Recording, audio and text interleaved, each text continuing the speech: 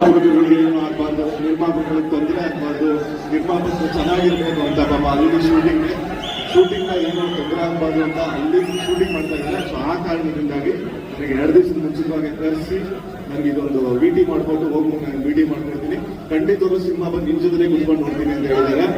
So ಈ ಮಾಡ್ಕೊಂಡಿದ್ದೀನಿ, ನಾನು ಲಕ್ಷ್ಮೀಗೆ ಯಾವಾಗ ಸೇವೆ ಇರ್ತೀನಿ. ಹಾಗೆ 2ನೇ ವ್ಯಕ್ತಿಗಳು ವಿಜಯಲಕ್ಷ್ಮಿ ಅಕ್ಕ, ಥ್ಯಾಂಕ್ ಯು ಸೊ ಮಚ್ ಅಕ್ಕ.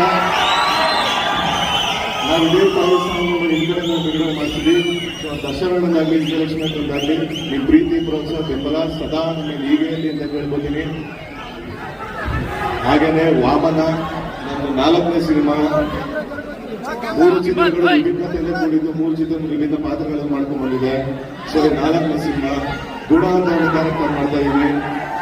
ಸೊ ಈ 3 ಚಿತ್ರಕ್ಕೆ ಏನು ಪ್ರೀತಿ ಪ್ರೋತ್ಸಾಹ ಆಶೀರ್ವಾದ ತೋರಿಸ್ತಾ ಬಂದಿದ್ರು, ನನ್ನ 4ನೇ ಚಿತ್ರಕ್ಕೂ ಅದೇ ಪ್ರೀತಿ ಪ್ರೋತ್ಸಾಹ ಆಶೀರ್ವಾದ ಇರಲಿ ಅಂತ ನಾನು ಕೇಳ್ಕೊತೀನಿ. ಹಾಗೆ ನಮ್ಮ ಚಿತ್ರತಂಡದಲ್ಲಿ ಕೆಲಸ ಮಾಡಿದ ಎಲ್ಲ ಮೇನ್ಲಿ ಇರಬೇಕು ಅಂದ್ರೆ ನನ್ನ ದೊಡ್ಡ ಕಲಾವಿದರ ಜೊತೆ ಆಕ್ಟ್ ಮಾಡೋಕ್ಕೆ ಒಂದು ಅವಕಾಶ ಸಿಕ್ತು. ಮೇನ್ಲಿ ನಮ್ಮ ಸಂಪತ್ ಸರ್ ಆಗಿರ್ಬೋದು, ತಾರಮ್ಮ ಅವರಾಗಿರ್ಬೋದು, ಎಲ್ಲರಿಗೂ ಥ್ಯಾಂಕ್ ಯು. ಯಾರಾದ್ರೂ ಇಷ್ಟು ಮತ್ತೆ ದಯವಿಟ್ಟು ಬೇಜಾರು ಮಾಡ್ಕೊಂಬೇಡಿ. ಹಾಗೆ ರೇಷ್ಮಾ ಅವರು ಈ ಸಿನಿಮಾದ ಮುಖ್ಯ ಹೀರೋಯಿನ್ ಅಂತ ಅನ್ಕೊಂಡಿದ್ದಾರೆ. ಸೊ ಅವರು ಒಳ್ಳೇದಾಗ್ಲಿ. ಹಾಗೆ ನಮ್ಮ ನಿರ್ದೇಶಕರು ಆಕ್ಚುಲಿ ನನ್ಗಿಂತ ನಮ್ಗೆ ಈ ಸಿನಿಮಾ ಏನಕ್ಕೆ ಇರಬೇಕು, ನಮ್ಮ ನಿರ್ದೇಶಕರಿಗೋಸ್ಕರ ಇರಬೇಕು ಅಂತ ಹೇಳ್ತೀನಿ. ಪಾಪ ತುಂಬಾ ಒಳ್ಳೆ ರೈಟ್ರು, ಅವ್ರಿಗೆ ಒಂದು ಒಳ್ಳೆ ಲೈಫ್ ಆಗ್ಬೇಕು ಅಂತ. ನಾನು ಜಾಸ್ತಿ ಮಾತಾಡಕ್ ಹೋಗೋಣ.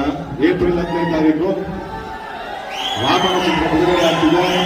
ದಯಮಾಡಿ ಚಿತ್ರಮಂದಿರಕ್ಕೆ ಬಂದು ಚಿತ್ರ ನೋಡಿ ಅಂತ ಕೇಳ್ಕೊತೀನಿ. ಕೊನೆಯದಾಗ ಒಂದು ಲೈನ್ ಹೇಳೋಣ ಎಲ್ಲರೂ ಸೇರಿ ಜೊತೆಗೆ. ನಾನು ಹೇಳ್ತೀನಿ ಅದು ಇನ್ನೂ ಗೊತ್ತು ಲೈನ್ ಏನು ಅಂತ. ನಾನು ಹೇಳೋ ಜೊತೆ ನೀವು ಸೇರಿಸ್ತೀರಾ? ಹೊರಗೆ ನಿಂತರೆ ನ್ಯಾಯಕ್ಕಾಗಿ ಹೇಳುವ ಎಲ್ಲ ಕೂಗಿ ಉಸಿರಿರುವ